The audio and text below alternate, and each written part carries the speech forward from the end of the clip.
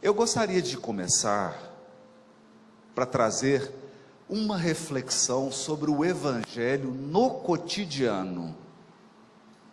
Não o Evangelho do intelecto, não o Evangelho da pesquisa histórica, geológica, não o Evangelho das discussões teológicas, e muito menos o Evangelho do sectarismo, do proselitismo, da divisão, do conflito, mas o Evangelho vivido no cotidiano, o Evangelho que se transforma em alegria, o Evangelho que se transforma em amor, em renúncia, em trabalho, mas o Evangelho da paz. Para falar desse Evangelho, eu quero compartilhar um pouco da história. Já muito jovem, a minha mãe me levava a uma igreja semelhante a essa bela igreja que tem aqui ao lado.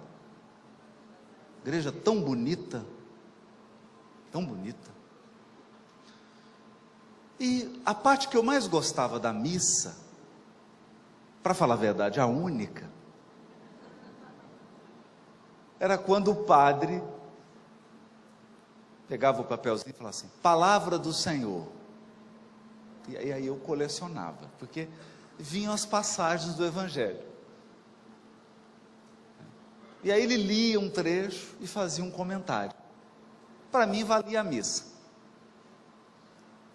Já valia a missa. Porque era uma passagem que mostrava o Jesus real. Não o da cruz. Tem um amigo muito querido, padre,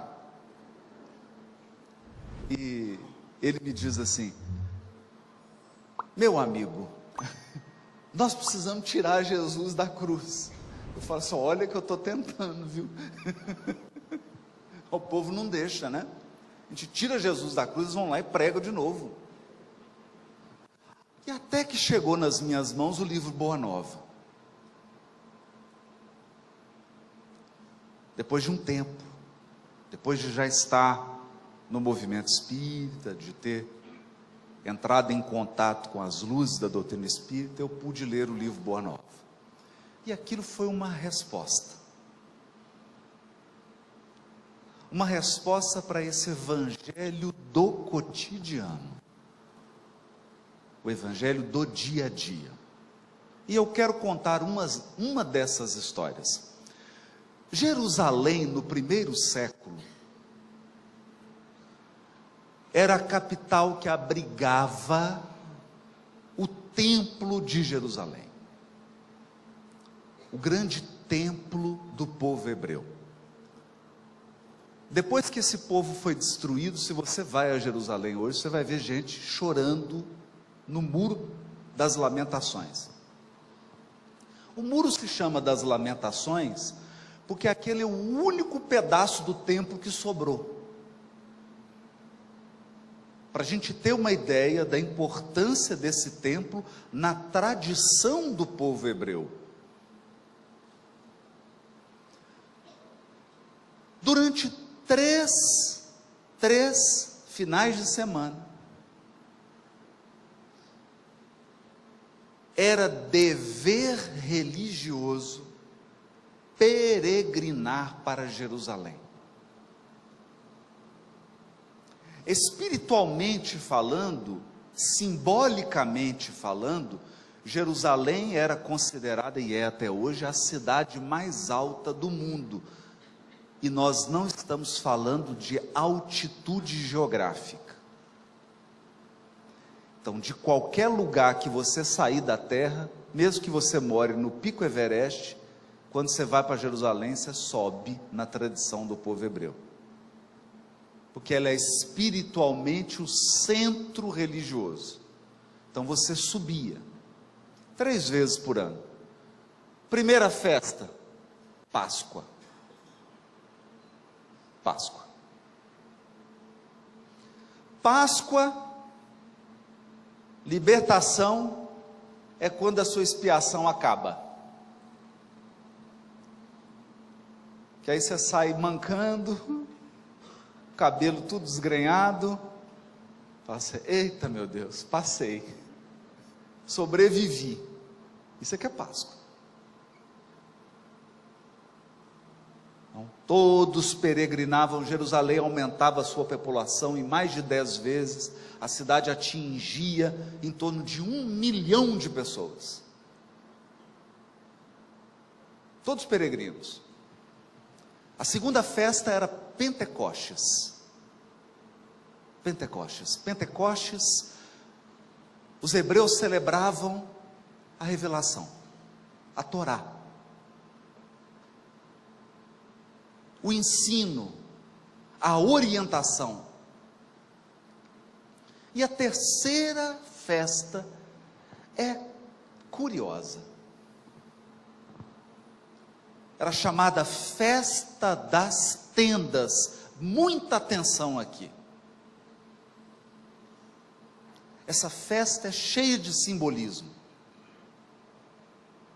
Durante essa festa, naqueles tempos, a família saía de casa e geralmente no terraço ou no quintal armava uma barraca de acampamento. Olha que curioso isso. Então imagina, sua casa, tá, a cama toda arrumadinha, e aí sai a família inteira e vai para uma barraca. Qual a sensação que você tem? Precariedade. Sensação de insegurança. Sensação de quê? Qual sensação? A Torá determinava a festa da tenda com o seguinte lembrete: vocês vão comemorar a festa da tenda, para não se esquecer de que são peregrinos. Peregrino. E a gente se esquece. Nós temos a sensação de que somos moradores definitivos do corpo e da terra, mas você é peregrino. Quer ver que você é peregrino? Pessoas entram na sua vida e saem. Isso não é vida de peregrino? As pessoas chegam e vão embora. Vão embora porque o destino as levam para outros caminhos, ou vão embora para o outro lado da vida. Você chegou e já está com o bilhete da volta comprado.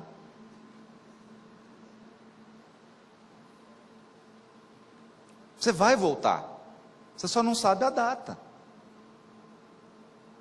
Peregrino. Mas a gente se fixa. A gente se fixa. Então você acha que nunca vai aposentar. Você acha que nunca vai perder papéis ou posições.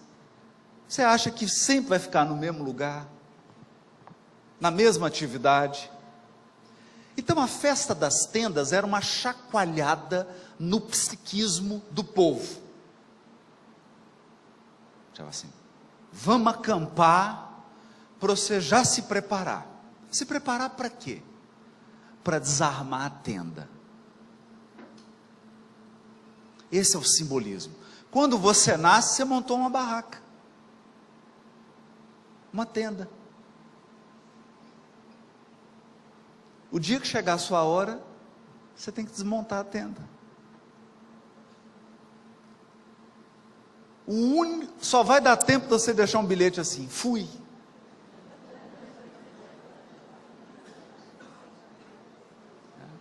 Esse era o sentido espiritual da festa das tendas. Então, na festa das tendas, Jesus estava na Galiléia. E ele sai em peregrinação para Jerusalém. Simão Pedro tentou fazer a compra das passagens pela Azul. Não conseguiu. Então Jesus ia a pé, 150 quilômetros. Perceberam? Porque você vê Jesus na cruz, você não imagina ele andando 150 quilômetros. Por isso nós temos que tirar Jesus da cruz. Nós temos que começar a enxergar Jesus andando. Andando. Então ele está andando. Foi parar lá perto de Nazaré.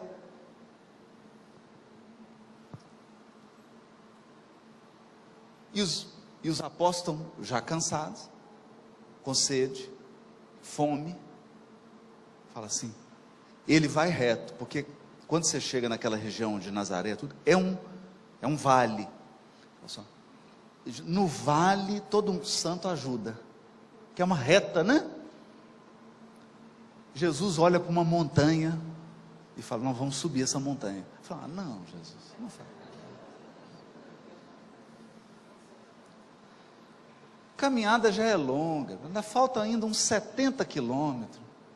Agora é só subida, porque depois que passa, para chegar em Jerusalém, é só subida. Aí Jesus fala, vamos descansar as pernas, vamos subir uma montanha. Não. Monte Tabor. Vamos subir uma montanha. Eles param a jornada. Você faria isso? Você não ia ficar chateado? Por isso que crucificaram ele. Né?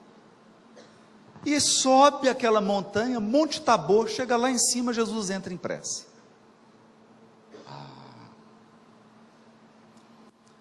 Nessa hora, os apóstolos entenderam que não estavam diante de Jesus de Nazaré, estavam diante do Cristo. Porque se você olha só para o Jesus de Nazaré, você está perdido.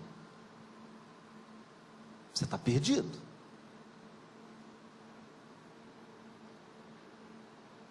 Naquela hora, eles conheceram o Cristo, não o encarnado, o Cristo. Eles não sabiam o que brilhava mais, se era o sol, e olha que o sol, se você acha Rio Preto quente, você não viu Israel, você não viu, até camelo reclama, e aquele sol, o que eles fizeram?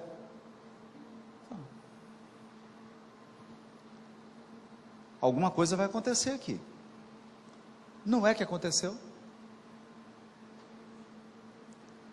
pessoal não gosta que fala, mas eu vou ter que falar. 2 desencarnados chegaram lá, porque já estavam mortos.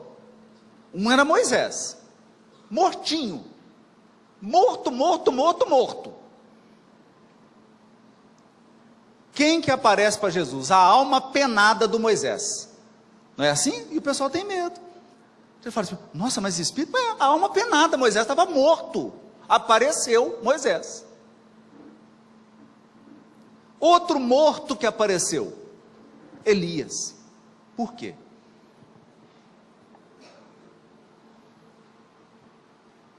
Moisés todo mundo sabe. Moisés é Moisés. É o profeta que recebeu a Torá. Mas e o Elias? Na tradição hebraica,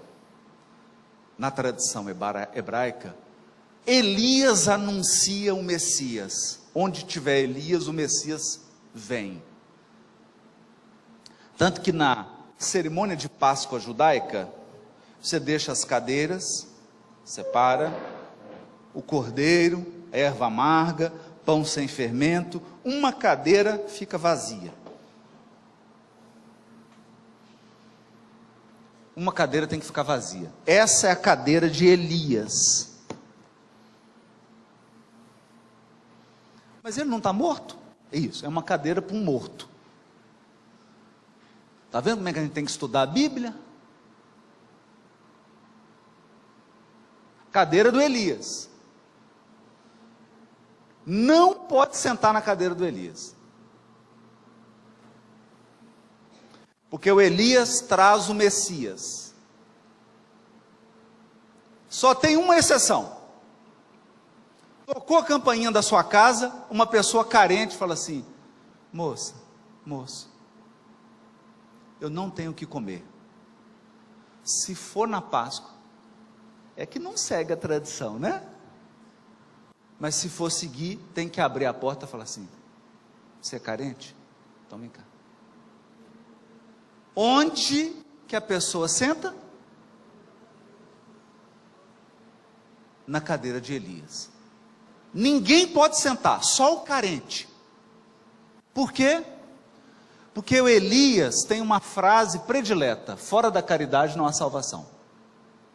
Então estava Moisés e Elias, e o Messias.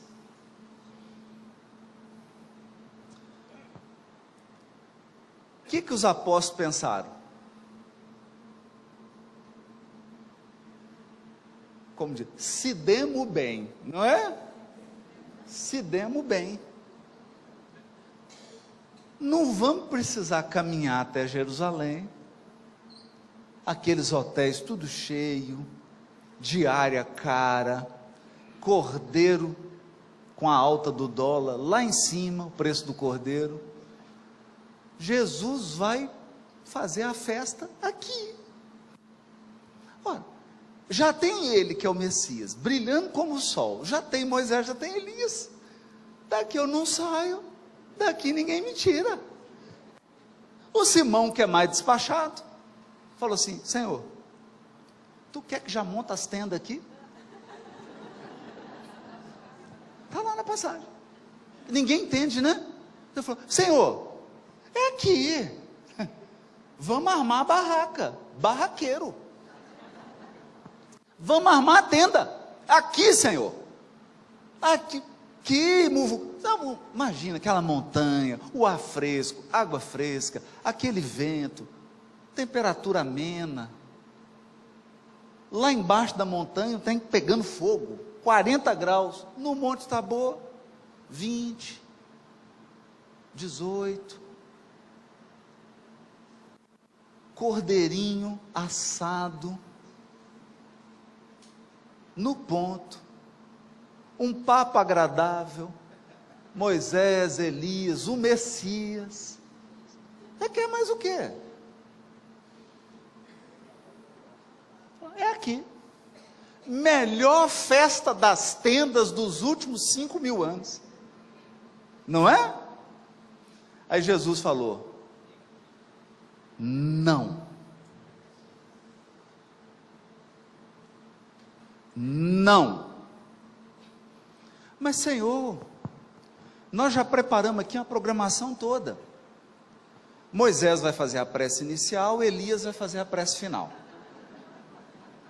João Evangelista vai conduzir uma respiração com meditação. Nós vamos ficar aqui só na conversa, é um retiro. Todo mundo só conversa pura, tudo puro, misturar com aquele povo lá, Senhor, 1 milhão de pessoas, aquela muvuca, gente, é duro, gritaria, não tem lugar. O que Jesus respondeu? Não. Falei: mas Senhor, onde nós vamos celebrar a festa das tendas? Ele, em Jerusalém. E o Simão checou, falou assim: o senhor está sabendo como é que está lá? Porque eu já fiz aqui no Booking, não tem mais vaga. Tentei uma corrida do Uber, Senhor. Subiu 20 vezes o preço. Não dá para ir. Falei, não, eu vou para lá. Por quê?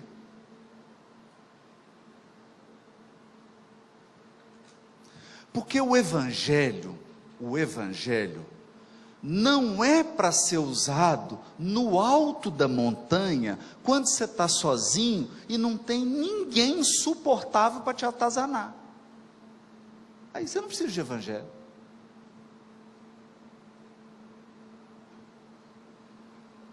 Quando que você precisa de Evangelho?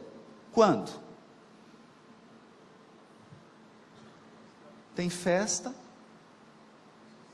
de família, as pessoas ligam, falam assim, a gente não tem onde te hospedar, pode hospedar na sua casa? Aí vem aquele monte de gente para sua casa, ali é a hora do Evangelho. Perceberam? Então o Evangelho é para o cotidiano. Para o cotidiano. Para as lutas do dia. O Evangelho é para situações em que você tem que parar e pensar o seguinte. No filme do Arigó, tem uma cena emocionante. Eu não vou dar spoiler, mas o Arigó morre no final. Nós vamos falar aí. Já vou falando, o pessoal vai com a expectativa. O Arigó morre. Bom. Então o Arigó está angustiado. E aí ele recebe uma visita. Francisco Cândido Xavier. Está angustiado. Angustiado por quê? Sabe qual que é o problema da vida? Alguém aqui já viu uma pessoa tropeçar numa pedra de 5 metros de altura? Alguém já viu? Hã? Já viu? Então, fulano tropeçou numa montanha. Não. Você tropeça em pedra pequena. Você não tropeça em pedra grande. O que tira a gente do eixo não são grandes problemas. Porque o grande problema você está concentrado. Você está vivendo um grande problema, você pode estar aflito, profundamente angustiado, mas você está centrado. O problema são os pequenos problemas aos montes. Não é? Vai somando, aquele tanto de pequeno probleminha, é aí que você tropeça. Então o Arigó estava assim, tanto de probleminha, um tanto de pedrinha que vai batendo em você, que chega uma hora que machuca, ou faz você perder a paciência. Ele estava assim. E aí o Chico chama ele para ir para um lago. No meio ali da matazinha tem um lago. Aí ele senta.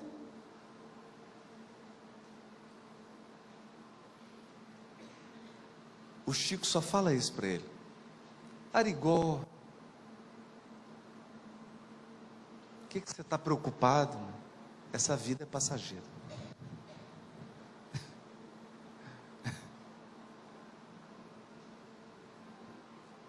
Essa vida é passageira.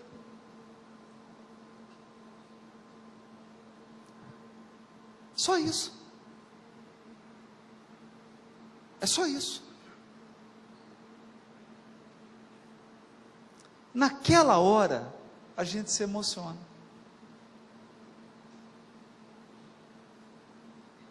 Percebe? Porque é exatamente isso. É exatamente isso. É a peregrinação. Não é assim? É. A vida é uma peregrinação. Então hoje você está com a filhinha, com o filhinho no colo. Amanhã eles não estão querendo nem um beijo seu.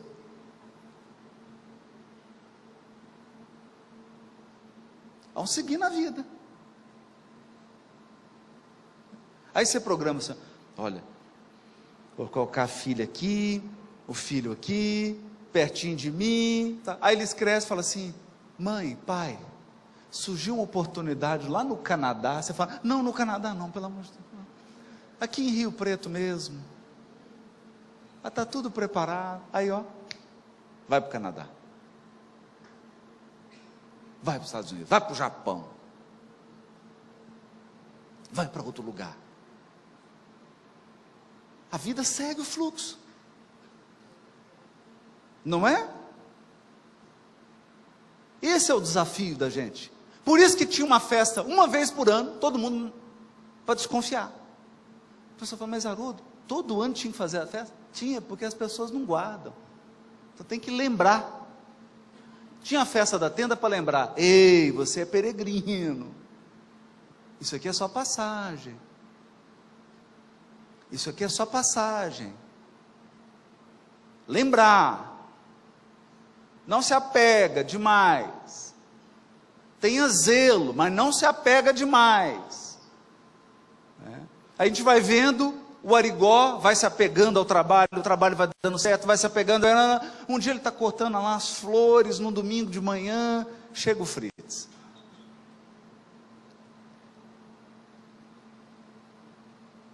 Dá aquela olhada para ele. Ele fala, é o que eu estou pensando? Assim, muita maldade isso.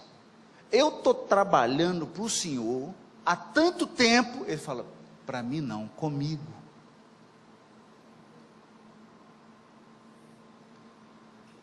Eu falo, mas Fritz, eu não tenho tempo de desencarnar agora. Estou sem tempo. Estou cheio de compromisso. Os meninos estão pequenos. Não posso desencarnar agora. E o Fritz calado. Aí ele fala assim, mas pelo menos você me fala como que eu vou desencarnar. Ele falou, você já sabe. Você já sabe. Perceberam? Então, nós temos um evangelho que é o evangelho do peregrino. O evangelho do peregrino é o seguinte. Vamos lá. Escolhe as suas lutas.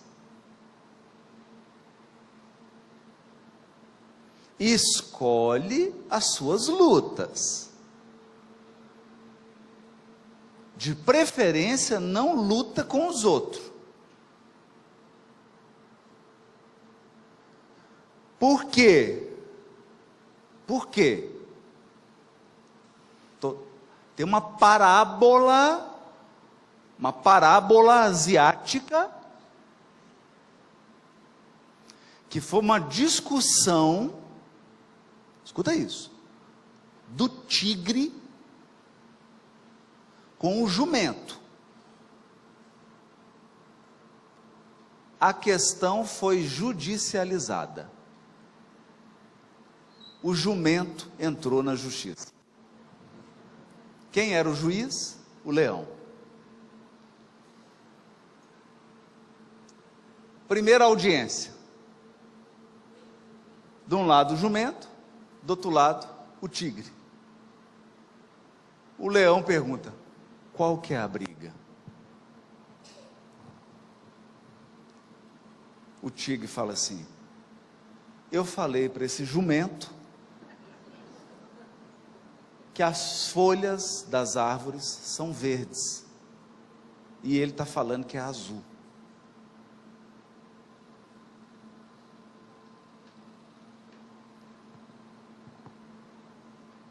O leão, o juiz, vira para o jumento e fala, seu jumento, em sua defesa, ele falou assim, é azul.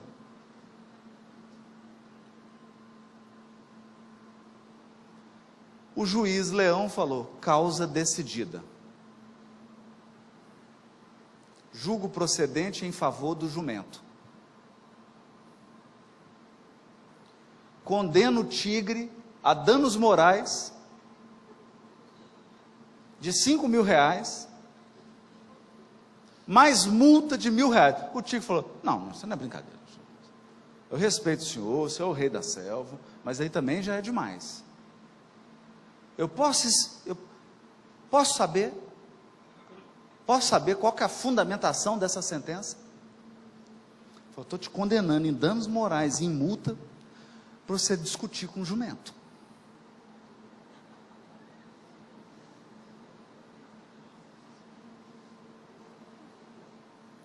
Então, se você é um espírito peregrino, se você é um espírito imortal numa experiência provisória, você escolhe muito bem com o que você vai gastar seu tempo.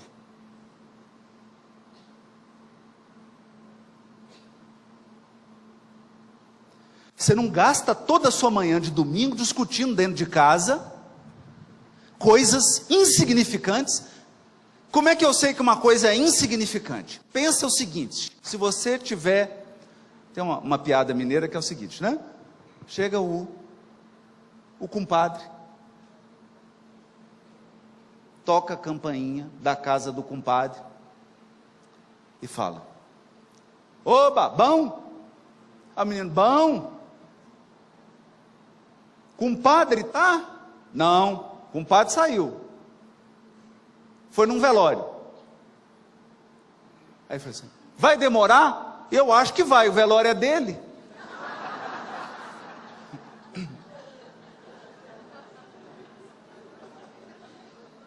É o velório dele. Vai demorar. Então, vou te dar uma régua, a régua do evangelho. Quando você for envolver alguma coisa, você pensa assim: se meu velório fosse agora, eu ia discutir isso. Você vai estacionar, o sujeito passa na frente, estaciona. Você fala: agora eu vou falar. Você sai do carro: agora eu vou falar. Aí você fala: se meu velório fosse agora. Não tem tempo. Perceberam? Porque você começa a ter um senso de imortalidade. Senso de imortalidade. Então, se alguém chega e te pede, se você está diante, está lá seus filhos, está alguém familiar, você percebe que é uma questão séria, que pode comprometer, você fala assim: fulano, vem cá. Você está pensando no que você está fazendo? Isso aí você pode comprometer a sua vida inteira. E isso vale a pena. Aí a pessoa fica: mas fica de mal. Você fala: você pode ficar bravo, não tem problema, mas eu tenho que te falar. E isso vale a pena, porque isso aí você adia o seu velório, não é? Chegou o velório, espera só um pouquinho, gente. Prepara aí a coroa e tudo, que eu só resolver isso aqui. Aí você conversa, fala: pronto, já posso morrer. Perceberam? Porque o problema do encarnado, ele é achar que a encarnação vai durar para sempre. Não é? Então você acorda de manhã, olha para o marido, olha para a esposa, olha para os meninos, fala: eu vou estar encarnado para sempre mesmo, para que eu vou dar bom dia? Não é? E aí as pessoas se impressionavam com o Chico, que era o seguinte: o Chico tomando café, era tomando café. Então ele estava tomando café, era uma coisa absurda, porque ele estava ali de verdade. Em Uberaba eu conheci várias pessoas, o contato delas com o Chico era assim: meu Deus, o Chico vinha receber aposentadoria aqui no banco, eu era a caixa, uma vez por mês. Eram os minutos mais extraordinários da minha vida, porque o Chico chegava para receber a aposentadoria, ele mudava a vida da pessoa, em 5 minutos que ele estava ali.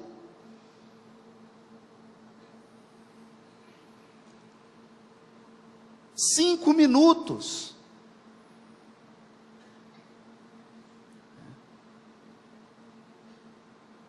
E veja, não falava nome de Jesus, não tirava livro dos Espíritos, tinha nada de proselitismo. Ele estava ali vivendo a mensagem.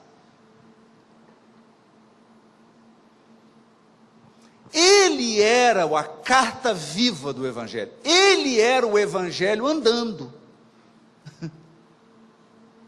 Perceberam? Tem um senhor, um advogado, era de Uberaba, Comunhão Espírita Cristã, e ele foi a desembargador. Quando ele foi a desembargador, lá em Minas, hoje já se aposentou, ele me chamou e falou: Haroldo, vou te contar uma história sobre o Chico. Eu era advogado da Comunhão Espírita Cristã, ajudava nas questões dos contratos, doação de direito autoral de livro, essa parte jurídica toda, Haroldo. E tinha um irmão mais novo do que eu. Meu irmão se envolveu num acidente de veículo, teve um traumatismo crânioencefálico gravíssimo e foi internado na UTI. Foi internado, o médico falou assim: 99,9999% de chance, seu irmão sai daqui morto. Se ele sobreviver, completamente incapaz. Que o quadro é desastroso. Aí, ele falou assim, foi aquele impacto. Casado, era o irmão mais novo, menino pequeno, aquela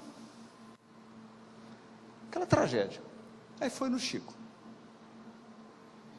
Chegou lá, falou assim: tudo bem, meu filho? Falou: Chico, nossa, eu estou muito angustiado, Chico. Aconteceu isso.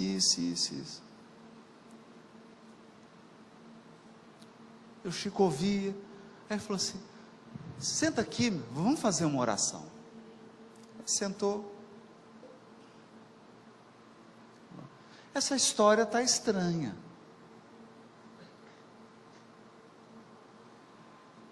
Essa história está estranha. Você me dá 10 minutos que eu vou consultar os arquivos espirituais. A sua ficha criminal. Tem um arquivo lá que a gente chama de capivara. Atestados de antecedentes criminais espirituais. Tem lá as vidas, tudo que você fez, com os artigos do Código Penal da vida futura. Deixa eu consultar os arquivos. Baixou a cabeça.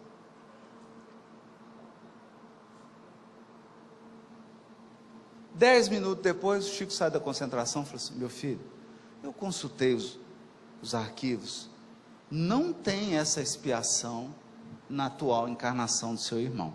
Fica tranquilo que ele vai sair do hospital.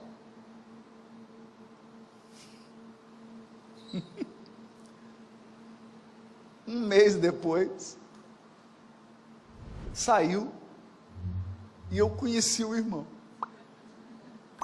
Está vivinho, quer dizer, vivinho todo mundo está, né? Inclusive os desencarnados, não é? Quem é vivo sempre aparece, quem é morto também. Está lá, nada. Só para nos dizer o quê? O que essa história quer nos dizer? Eu lembro da minha mãezinha, minha mãe analfabeta, do norte de Minas, trabalhou a vida inteira como empregada doméstica. Quando eu passei por uma grande expiação, e o couro comendo, minha mãe católica, eu lembro que ela me ligou, falou: meu filho, você está muito triste. Eu vou vontade de esganar minha mãe. Falei: mas é claro que eu estou triste. Não, mas você está triste por muito tempo.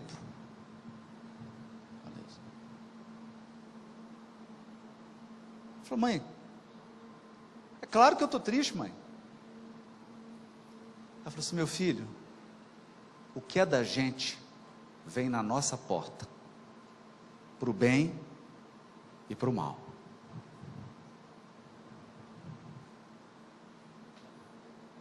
Chama Amazon kármica.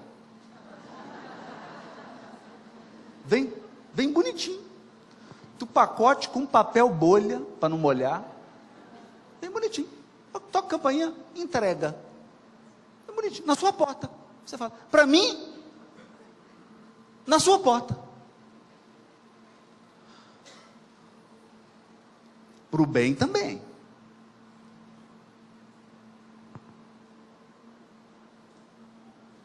O que é seu vai ser entregue. Vai ser com carta registrada. Você deve ter que assinar ainda. Quando é para o bem, você tem que assinar assim: desculpa, Senhor, pela ingratidão. Recebo com alegria. Quando é expiação, o texto vem assim: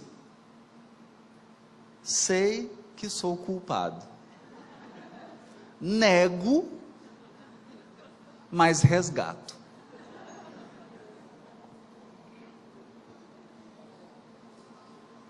Perceberam?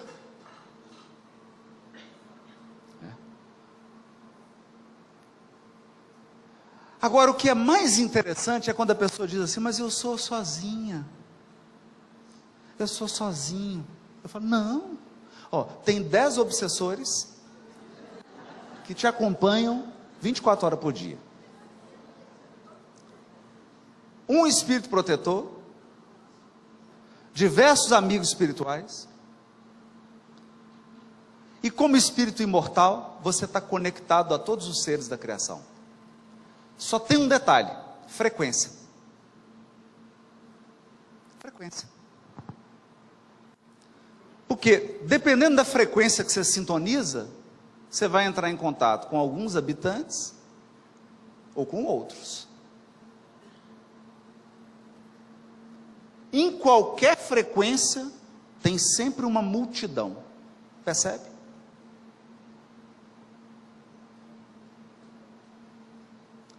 Eu falo isso lá para os filhos. Eu falo assim, filho, qualquer coisa que você escolher fazer, do crime ao bem, tem sempre uma multidão para te ajudar.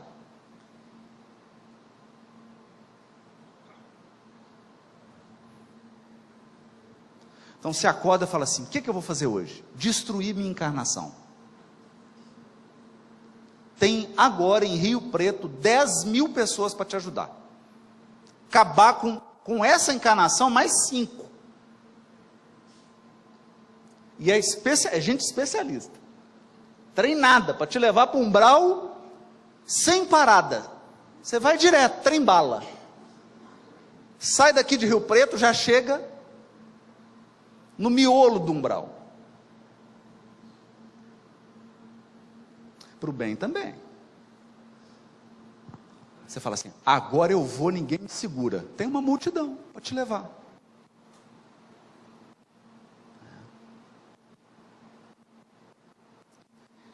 Então nós temos que compreender que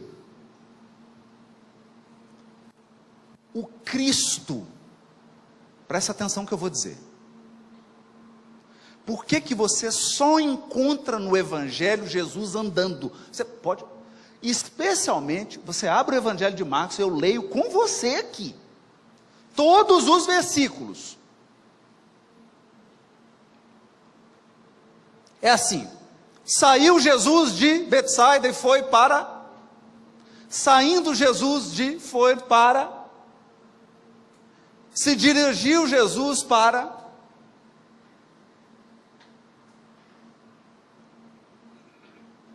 não para.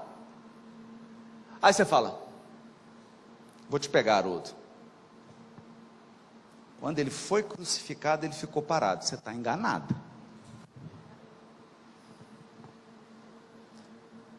Eles crucificaram ele e falaram, agora esse homem para. Agora ele não vai a lugar nenhum. Agora nós matamos ele, vamos enterrar. Mataram, enterraram. O que aconteceu no domingo? que aconteceu? Ele já tirou as pedras. Foram lá no túmulo e falaram: cadê esse homem que não para nem morto? Túmulo vazio. Vazio. E o anjo para dar recado, né? Fala que é o anjo do evangelho. Aí está lá na tumba, o pessoal: faz Jesus, está aqui não.